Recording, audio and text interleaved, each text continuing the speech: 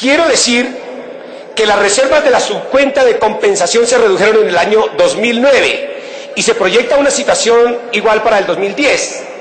La corrección de eso, es decir, yo estoy de acuerdo con que la subcuenta del FOSIGA, del régimen contributivo, ha venido disminuyéndose tal como lo ha certificado el Ministerio de la Protección Social. Pero esa disminución no era tan ostensible, tan grave, tan inminente que nos fuera a dejar sin la posibilidad de generar pagos por esos recobros. Lo que quiero decir es que podía acudirse a mecanismos ordinarios y no a mecanismos extraordinarios. Y eso lo toca muy bien la Procuraduría General de la Nación, en su concepto a la Corte Constitucional. Luego quiero decir también entonces que no se cumple el tercer requisito señalado en la jurisprudencia para que pudiera decretarse la emergencia social. Y es que, aunque se hubiera presentado hecho sobreviniente, que ese hecho sobreviniente ha generado una afectación grave del modelo de salud, si aún podía recurrirse a medidas ordinarias, el gobierno no ha podido recurrir entonces a mecanismos extraordinarios como la emergencia social. Tenía tiempo el gobierno de presentar proyecto de ley al Congreso de la República para que el Congreso se ocupara por los mecanismos ordinarios de la solución de ese problema. Luego, quiero decir, para concluir un primer gran capítulo, es que la reforma, las motivaciones expuestas por el gobierno nacional y en general la emergencia decretada en el decreto 4975 resulta violatoria de esos tres requisitos a los que me he referido y a los que alude el artículo 215 de la Constitución y la jurisprudencia de la Honorable Corte Constitucional. Ahora quiero entrar a otro capítulo. ¿Quién proyectó la reforma de la emergencia social? ¿Quién proyectó esa reforma? Y ahí quiero formular graves cargos de orden ético al gobierno nacional.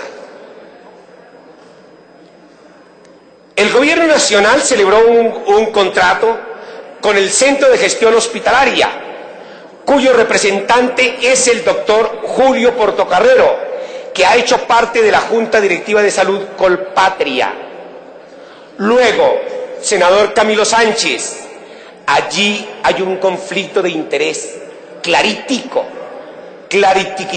un conflicto de interés a la luz del artículo 127 constitucional. A mí no me sorprende.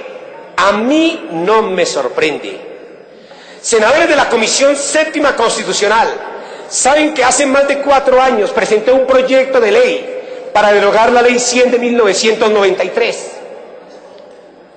Cuando yo presenté ese proyecto, que afectaba seriamente las ganancias exorbitantes de las EPS, en el Ministerio de la Protección Social saltaron funcionarios a decir: van a acabar con las EPS en Colombia. Allá están incrustados, allá duermen, allá conviven, allá están haciendo asesoría. Allá está en el Ministerio de la Protección Social el doctor Augusto Galán, la doctora Teresa Tono, que todos sabemos, los que conocemos algo de salud, que han sido representantes de EPS y que representan los intereses de las EPS. El gobierno ha sido cooptado por las EPS y por eso el gobierno no legisla a favor de la salud de los colombianos, y eso lo voy a mostrar ahorita en la emergencia social. El gobierno legisla para beneficiar aún más esas exorbitantes ganancias de las EPS. Ahí hay un cargo, ministro. Y eso yo no lo culpo al gobierno, ese es su talante. Es un talante plutocrático de defender los intereses de los ricos y afectar los intereses de los pobres, afectar los intereses generales de la población. Pero sí lo inculpo porque está violando la Constitución. El artículo 1 de la Constitución Nacional dice que que un eje de la construcción republicana se basa en la protección del interés general. Y el artículo 209 constitucional, al hablar de los principios que deben orientar toda actuación administrativa, habla de la primacía del interés general sobre el interés particular. Y eso lo sabemos todos los abogados.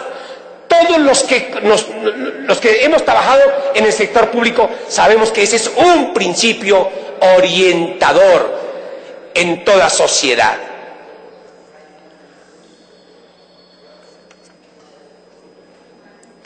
Quiero entonces concluir que no hubo hecho sobreviniente, que no había una afectación grave del modelo de salud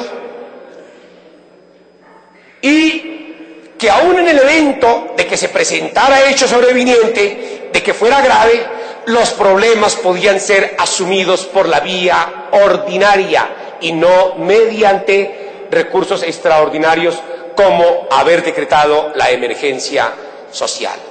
Y eso tiene que ver con un poco de la cultura política de este gobierno del presidente Uribe.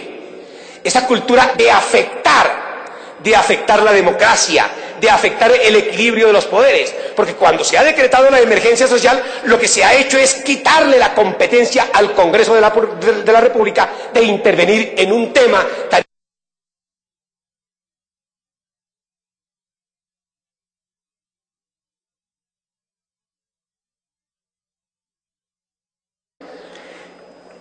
¿Qué se hizo con los decretos de la emergencia social? Con los decretos de la emergencia social se ha afectado el bolsillo de los colombianos, ahora lo vamos a mostrar, y se ha afectado el bolsillo de los colombianos por dos grandes vías. Uno, por la vía de los copagos de lo que se van a llamar las prestaciones excepcionales, ahora lo veremos, y el otro, por la vía impositiva, por la vía de que se ha agravado el consumo de licores, de cervezas, se ha agravado aún más el consumo de cigarrillos y se ha agravado también los juegos de suerte y azar y las loterías. Entonces se ha afectado más el bolsillo y eso va a ayudar a deteriorar aún más la distancia que hay hoy entre los que tienen y los que no tienen. Luego la inequidad a partir de la reforma va a ser aún más grave. Y debo recordar algo que dice nuestro candidato Petro en todas las plazas públicas y que es una verdad de apuño. Colombia ha pasado a ser el país más inequitativo de América. Y el país más inequitativo en el mundo cuando miramos el sector rural. Y eso es demasiado grave para la búsqueda de una paz duradera, efectiva de los colombianos y de las colombianas. Voy ahora a mostrar la reforma. ¿Cuáles son los principales ejes de esa reforma? Los he denominado pecados capitales, aprovechando que hemos salido de Semana Santa. Los pecados capitales que ha cometido el gobierno nacional contra la población colombiana están así. El primer pecado capital. El primer pecado capital es haber reducido los contenidos del POS. Se redujeron los contenidos del POS. Y eso lo hicieron en el artículo 9 del decreto legislativo 131 de 2010.